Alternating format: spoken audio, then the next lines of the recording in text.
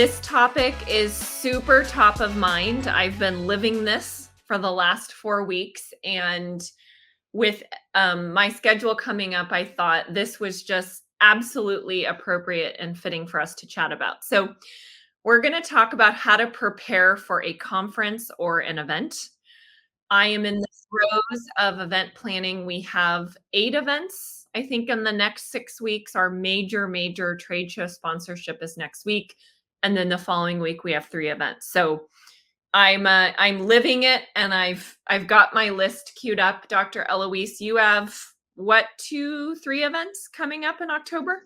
I'm going to DPW, as probably everybody knows, and then I'm going to a client event, and then in Dublin, and then I have a couple weeks home, and then off to Brazil, and then somewhere. Oh, back to London.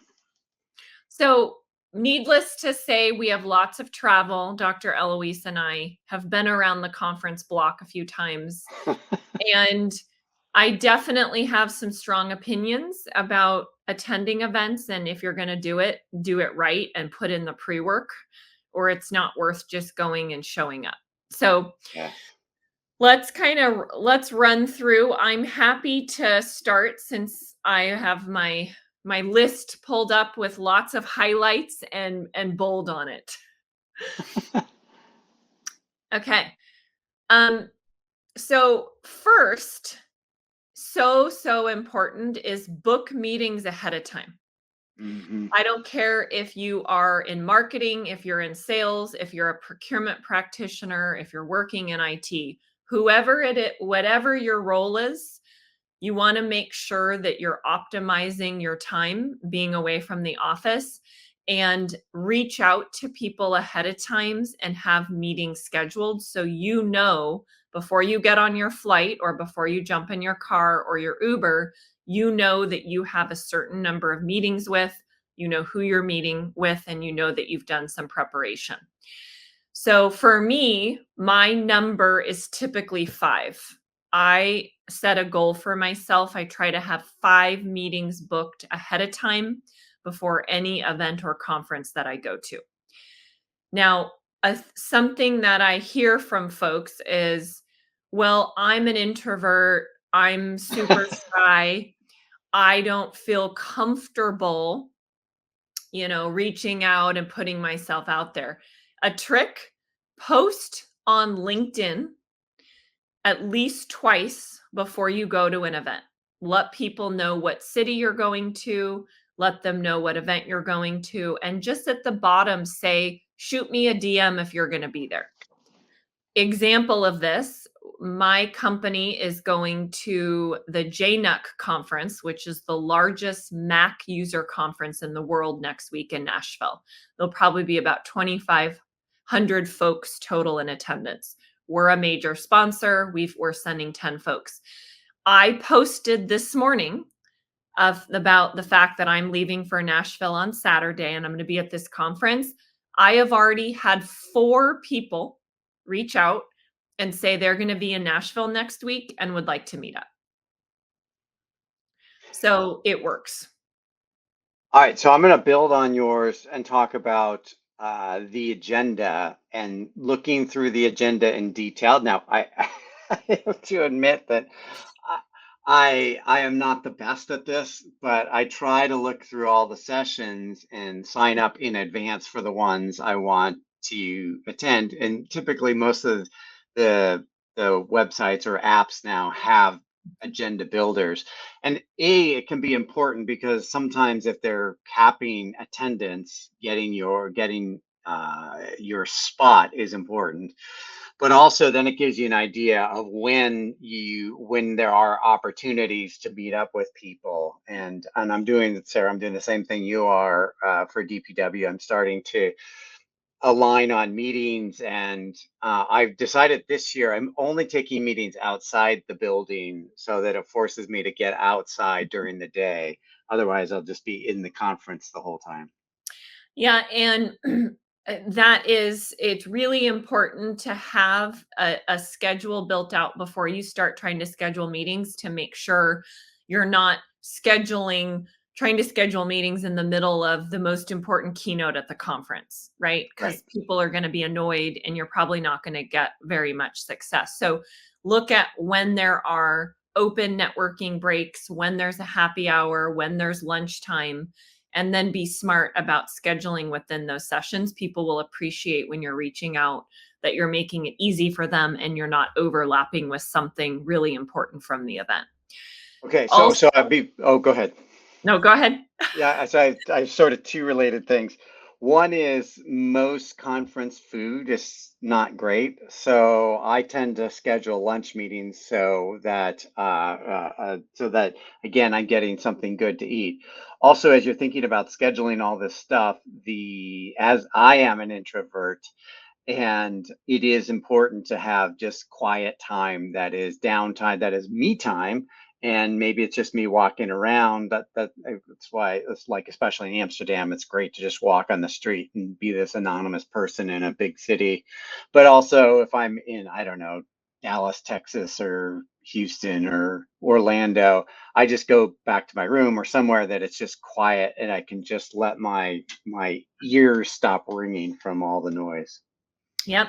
So to kind of close out number one on the list, be thoughtful and intentional about work ahead of time. Have some goal that you're going to set for yourself for meetings.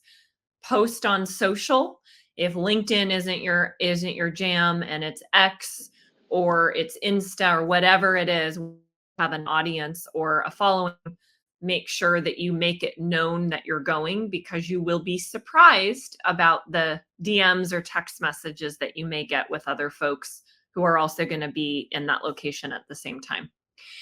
All right, my number two, when you are at an event, I'm throwing this one in because I mentioned posting on LinkedIn for my first tip. Post once a day on LinkedIn when you're at the conference. So take pictures, take videos, take notes of learnings, conversations that you had, a story that you want to share. Spend 15 minutes from your phone or open up your laptop and do a post at least once a day on your top social media platform.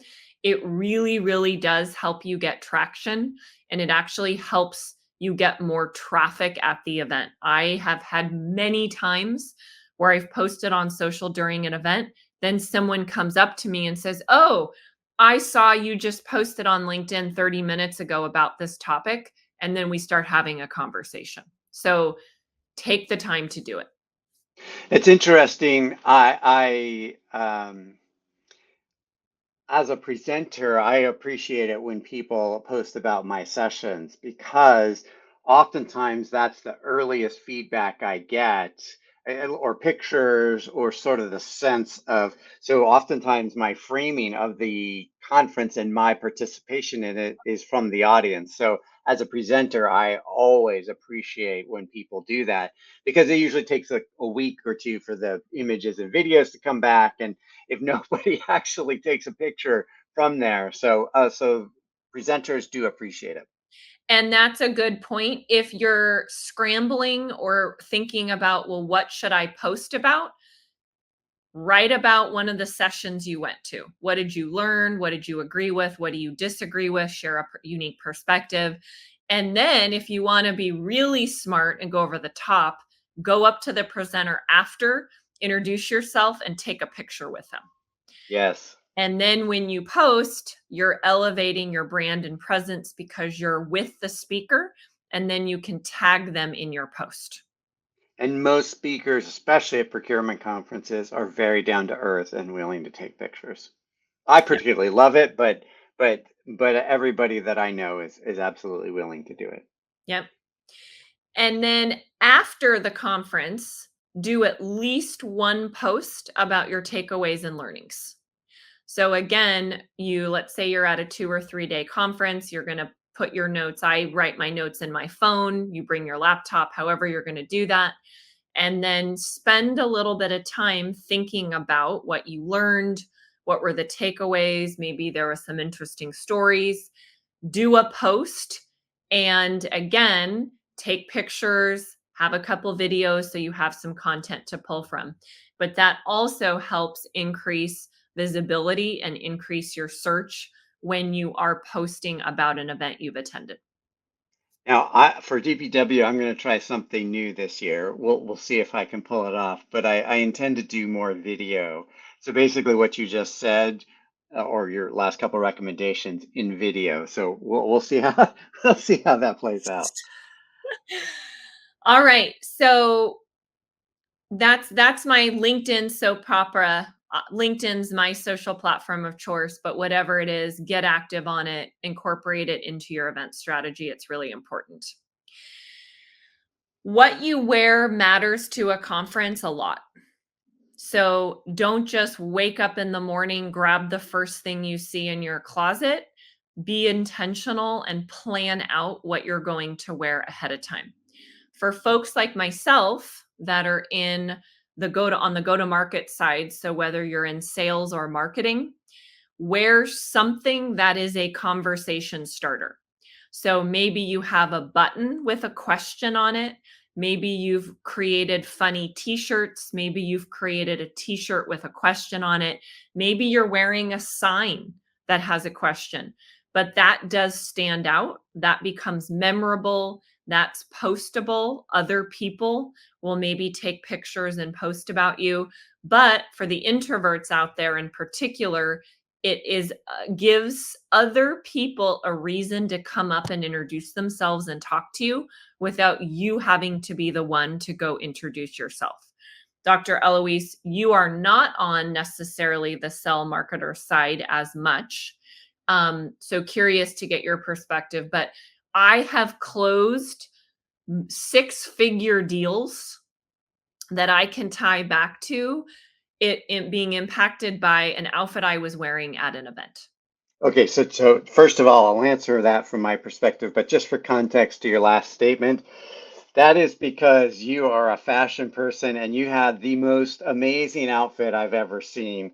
Actually, you've had several of them, but I don't know if it was this one, but you had this newsprint. Yep, Uh, uh, that was actually the one I my team and I all wore newspaper print outfits for 4 days straight at an ISM conference. And that was phenomenal. I mean, like I can picture it like hopefully we can post a picture. And I have a picture of you and me and I think Steph and Amanda at the Spark conference and you were wearing that. But it's just so iconic. I mean, when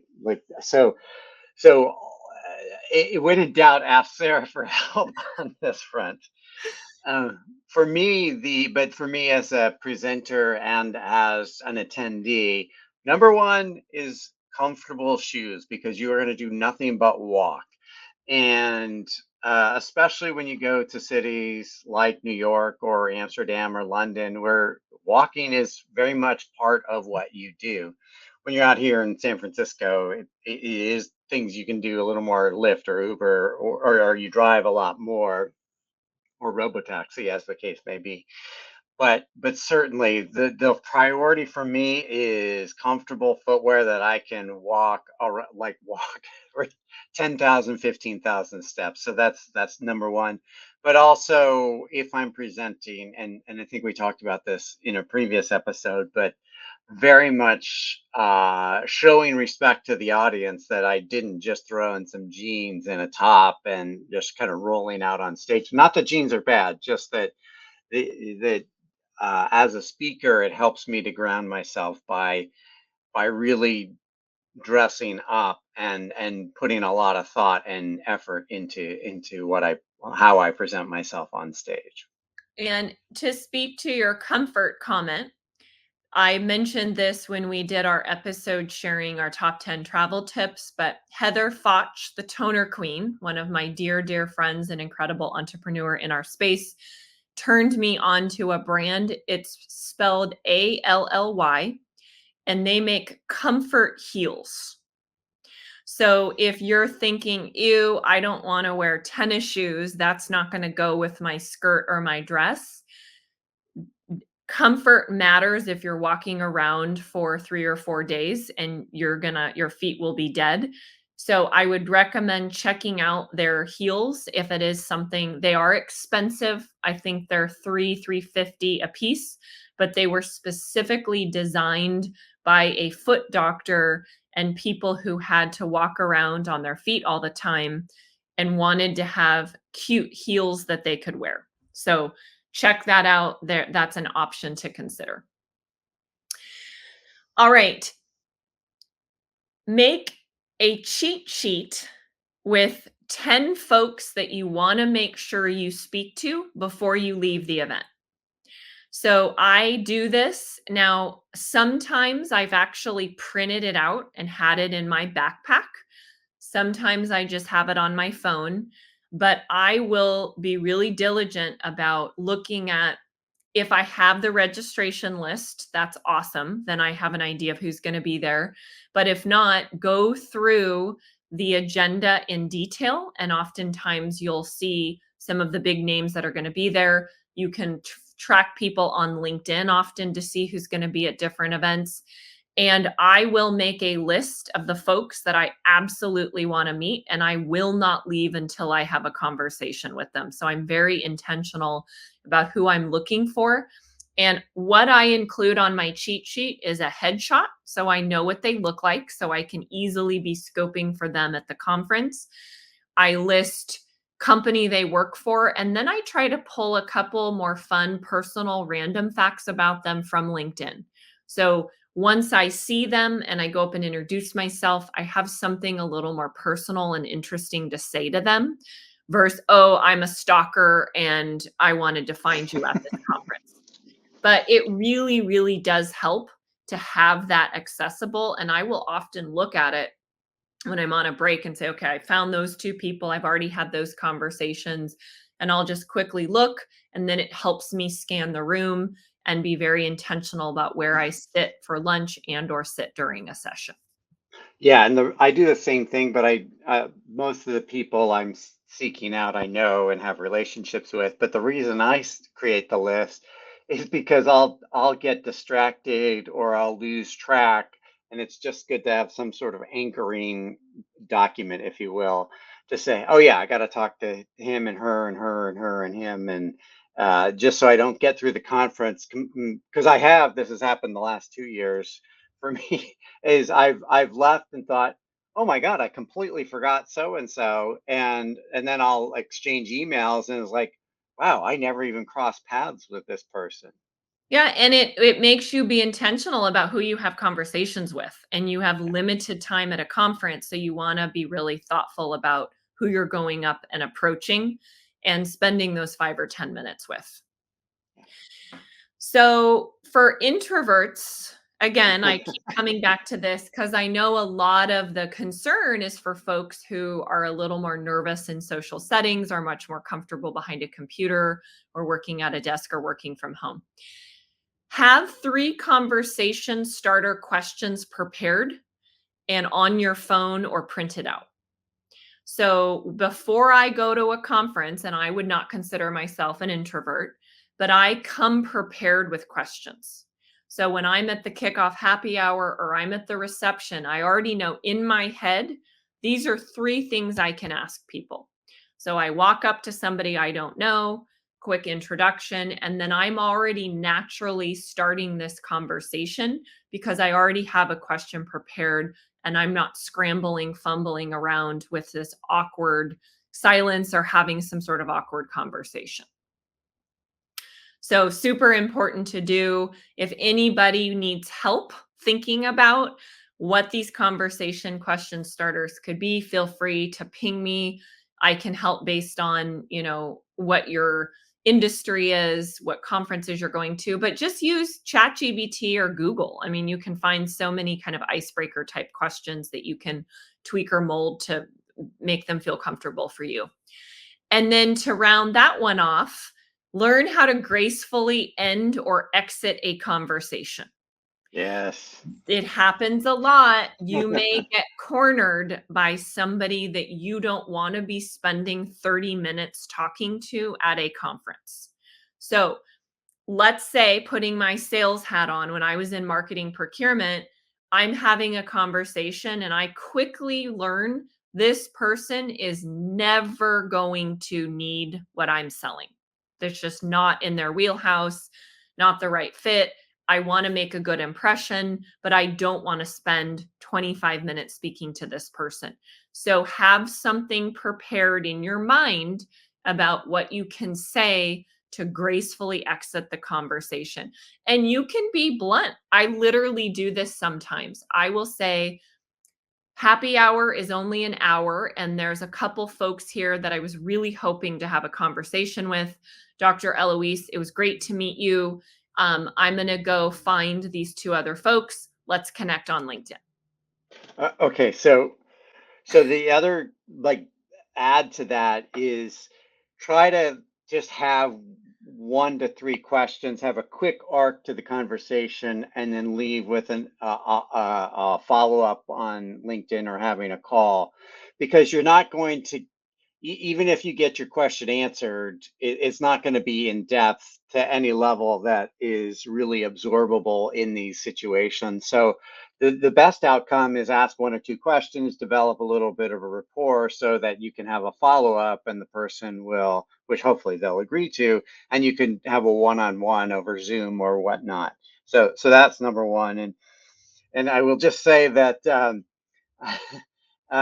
maybe we, maybe we need an episode on bad conference behavior, but there has been some times where Sarah has extracted me from uncomfortable situations. So try to be aware that of your presence. I don't want to like scare people off, but do be sometimes for whatever reason the people you're talking to may not be as appreciative as you think that, or as it seems. Maybe they're just being kind.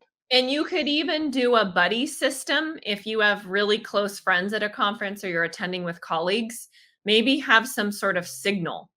You're in an awkward conversation, you're not comfortable. And a great way to get out of it is somebody like me coming over to Dr. Eloise. Dr. Eloise, it's great to see you. There's something happening over here. I'd like to, have you come to this session with me, or hey, can I grab you? I need you for something. Very simple, easy exit. Then it doesn't make anyone feel bad, and you're removing someone from the conversation. So that's Yes, an it was the look on my face that signaled to Sarah to come save me.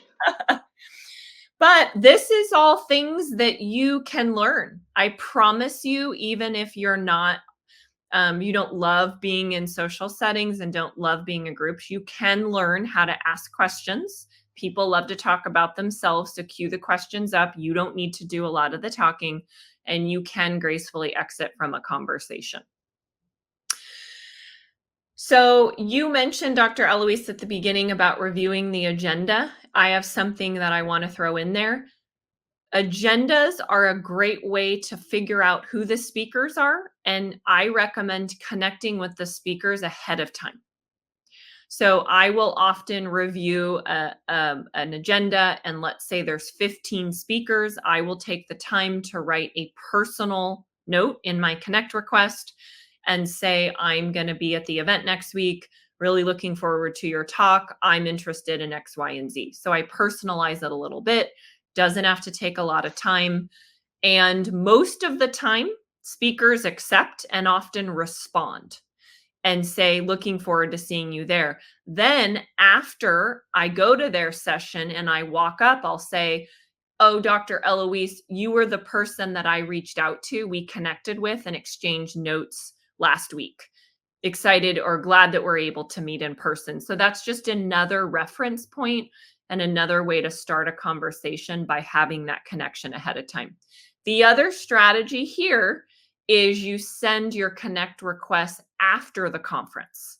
So another strategy is, I met you last week, or I attended your session. So if doing it ahead of time doesn't feel natural, then do it after the event. But you want to build a following, build your brand, and build your presence. Connecting with speakers is a great way to do that. All right, so I'm going to add on to that, but I'm going to do it backwards. Or this is something I've learned in recent years because because I have a big ego and used to think I was important. So I would leave early from the conference. And if you have a legitimate reason you have to get back for your spouse or kids or whatever it is, or to catch a flight or go to a client, there are very legitimate reasons. But if you can, stay till the end, because those that stay to the end, then it becomes like all pretenses go away and people are relaxed, especially as you get to the last hours, and everybody just starts to like chill and have fun, and the vibe changes. So as you think about your travel plans, and I say this as somebody that has only learned this lesson recently, is stick around to the end.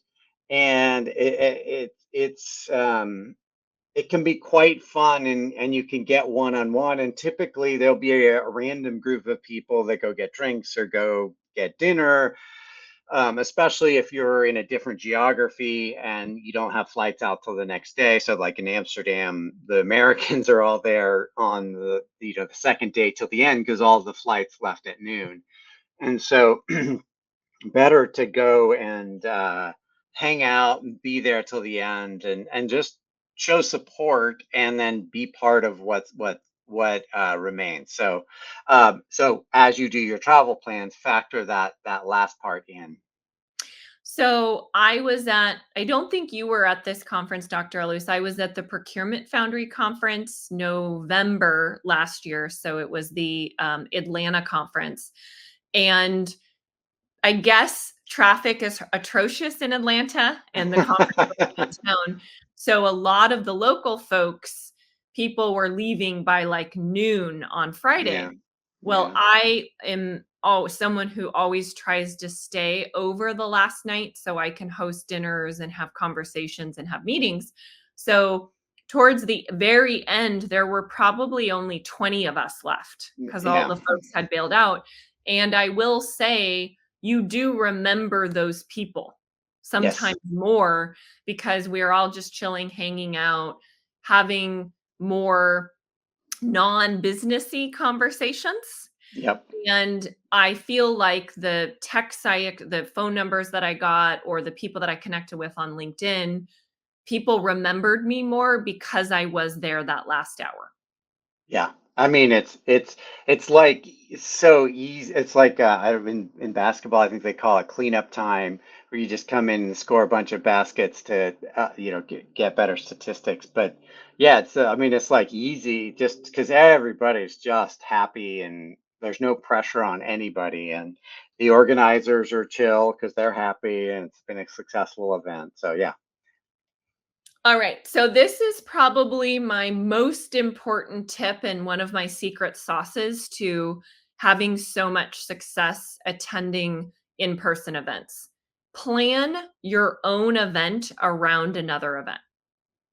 This could be a happy hour. This can be a dinner. This could be a super small meetup. It could be before the conference, it could be during the conference, or it could be after the conference. So I'm going to give you an example. I am attending SIG in 2 weeks. So when this airs, it'll be the week before. I am flying in on from Nashville from my other conference into Palm Springs. So I'm getting there early intentionally. The conference starts on Monday morning. I am getting in there, what is that? 36 hours ahead of time. And Sunday night, before the conference is starting, I am coordinating a dinner with folks. So what I did was I went through and found anybody who had posted on LinkedIn that they were going to be attending, and then I looked at the agenda and I found that that's a really good way to find out, especially because they do breakout sessions. So a lot of the people that attend are involved in speaking in some way. And I was not interfering with anything, planned. This is pre-conference. I reached out to folks on LinkedIn, no email. I just prepared a little note and it went something like this. I see we're both speaking at SIG. My workshop's Monday morning. I'm hoping to attend your workshop. I'm getting in early and am getting folks together ahead of time to do a little bit of networking before the conference if you'd like to attend dinner, time, location, and everyone's paying themselves, individual checks. So if you want to come meet up, let me know. I have 22 people registered for my dinner. Wow. So, for folks that are attending an event this year, I highly recommend you figure out how to post some event yourself. Again, it doesn't need to be some big major production. And be really thoughtful and intentional when you reach out to people. It's not a sales pitch. You're getting folks together to network. Then, because I have 22 people coming to dinner, I also want to make sure it's meaningful and valuable. So I'm bringing name tags so everybody will be able to know who each other is. Knowing 22 people's names can be very hard and challenging. And then I'm going to do a really quick intro round as well at the beginning of the dinner. So I'm going to have everyone answer these two questions. What do you do for work? And what's the first cash paying job you ever had? And my goal is that it's not overwhelming. It's not some big crazy production, but it'll give everyone an opportunity at a large table to introduce themselves and get to know a little bit about everybody that's attending the dinner. I love that. All right, so I'm going to give you my most important one is get in the right headspace before you go. Now, I know that sounds ethereal and random, but what I mean by that is if you're presenting, get your presentation done and sent off a week in advance. Don't be showing up working on your presentation. And I say these things as somebody that has made this mistake repeatedly and repeatedly and repeatedly. So get your presentation done in advance, put your out of office on. Don't be sitting there. I remember being attending Dreamforce years ago, and I was just sitting there in the lobby taking calls and doing email, and I was like, what am I doing? If you're gonna go, go and go and be there and enjoy it and take the odd call if you have to, but really very little is going to happen while you're there, and just your company's spending money or you're spending money to be there. There's time, there's effort to get there. Even if you're relatively local, go enjoy it and don't get distracted with all the other things, because guess what? All that stuff will be waiting for you when you return. And so when you show up, you could just have fun and go enjoy these coffee meetings, go enjoy whatever, meeting people and having these dinners versus having your head very buried in your phone or sitting there in the sessions multitasking. I mean, you're welcome to do it, but just as somebody that's old now and that has done that a lot, it's just nice to go there and chill and relax and just be in the moment. And I think that's one of those lessons I wish I would have learned years ago, because it does make a difference how I think about it going in. So, and I will also say it's very obvious who those people are, and they definitely stand out. It's the person that's in the corner 8 hours of the day in the conference on their computer, and you Yep, think as the other attendees, "Why are you even here?" exactly, exactly. Right? Or you're the person that's always rushing out to take a call, and it's like, well, if you had 15 calls scheduled today and your company's spending a couple $1,000s for you to be here, it's like, should you even be at the conference? And it's harder to interact and engage with folks like that because they're always rushing out instead of being there and being present to actually meet people. Yeah, and I would now, with some perspective, because I used to think I was all important and whatnot, and that life couldn't go on unless I responded to this email or that took this call. But now it's just like clear my schedule. But there's an arrogance to it, and I say that as somebody that suffered from that. That I'm just so important. I have to sit in the back. I have to show that I'm important, but you're right. Like, why would I like engage with you if you're distracted somewhere else?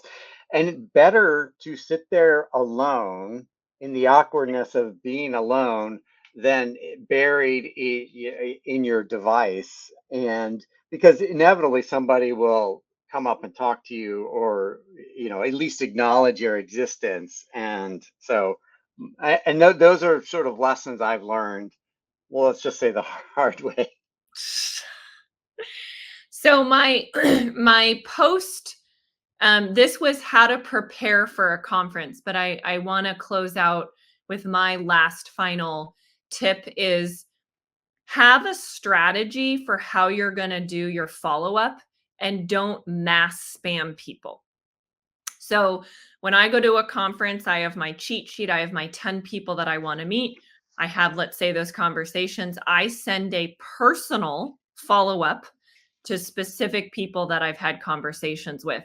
I do not send blanket mass emails out to every single person. So just think about if you were on the other side as the attendee, what sort of communication or follow up would you want? But as you're starting to prepare and plan for a conference, the pre work is important, but so is the post work. And that should be a part of your pre work process. Love that. And really, as and we've talked about this several times, is thinking about this as pre, during, and after. And I think it's really important because if you're making an investment or your company is making an investment, that's how you maximize that by learning and participating and following up in a very structured manner. Again, something I didn't really think about when I was younger. All right. Any last tip from you for conference prep? No, but I think we'll in December come back, circle back on all these things, and I think we should evaluate how we did in terms of the advice we gave and what actually happened, what transpired over the next couple of, And 6 weeks. can throw in some event planning feedback as well as someone who's heavily involved in actually executing events. I can throw that into the mix also. For folks that are listening, if you have any tips, please drop them in the comments. We'd love to hear if you have something that we didn't discuss that's worked well for you. And if you have not yet done so, subscribe to our YouTube channel.